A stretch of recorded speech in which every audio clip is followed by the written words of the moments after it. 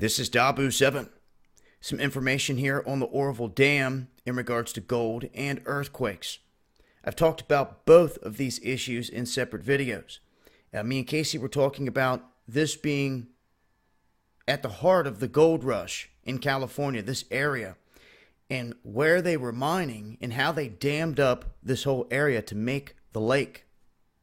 We also talked about all the earth that was moved during this big event where the spillway had collapsed, exposing earth and all that. I'm going to show some photos here in a minute, some new ones of exactly what it did, how much it eroded.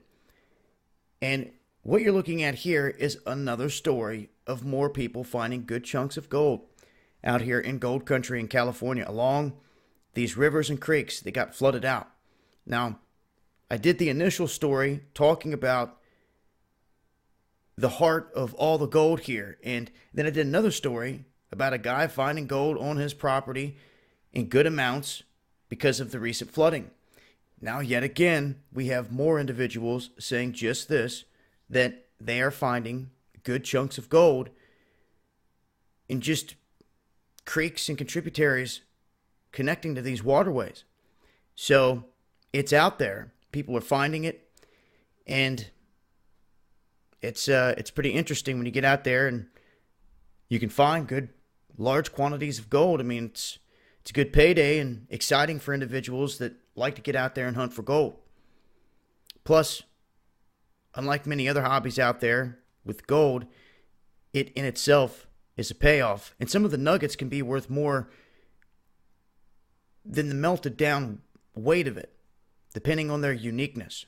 Now, here is a look at the gaping hole at the spillway right now.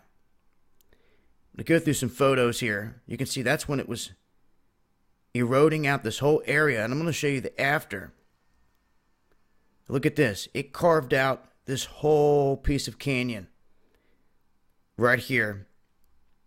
And not just that. Not only did it eat this hole here and this hole here and carve all of this out down into here.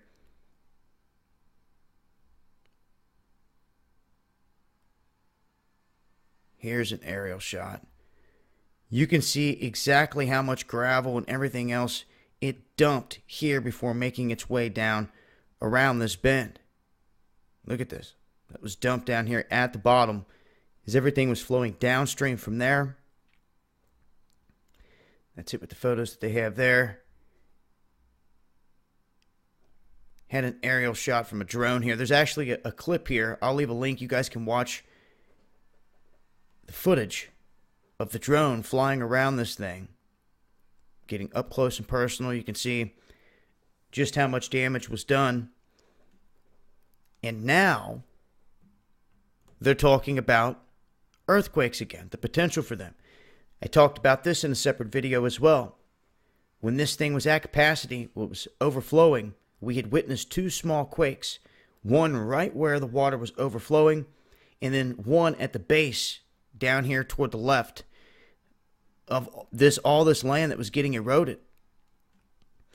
What's interesting is the biggest quake around here happened after they created this dam. It was a 5.7, 1975, and they associate that earthquake with the creation of this dam.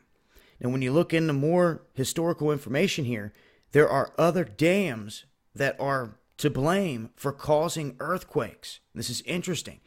And to know that one happened here of that magnitude before is something to pay attention to. I didn't know about this before. Now we know there was a big quake, 1975, here at this dam. Now, what they're warning about here is the sudden drop and then filling of the dam. They're saying that right there, that sudden increase without gradually doing it, could cause a big earthquake. Now, they also say that you could see something like this happening in China with the 7-point-something magnitude that happened. Although China says the dam had nothing to do with the earthquake, others say that it did because of where they created the dam and the plate boundaries and all the pressure that was being held there. So it's something to think about. as the water level has been dropped dramatically, and now here soon it's expected to rise rather fast again once it does start to come back up. And we'll have to wait and see what they do here for a fix. They're down there assessing the damage, still in cleanup mode, but this thing is not going to get fixed anytime soon. So a spring with a lot of flooding rain, melting snowpack, everything else, something to watch and pay attention to. This is far from over at this point, and especially with a gaping hole still sitting there and no way to release the water except for in the fashion in which they have, which is just eating away at the foundation. So that's an update there, some of the information pertaining to Oroville. Look at some of the most recent images and most recent finds in terms of gold. So I will leave a link. Make sure to tune in to Underground World News Live tonight, 8 p.m. Eastern, here on Dabu 77. Much love, y'all.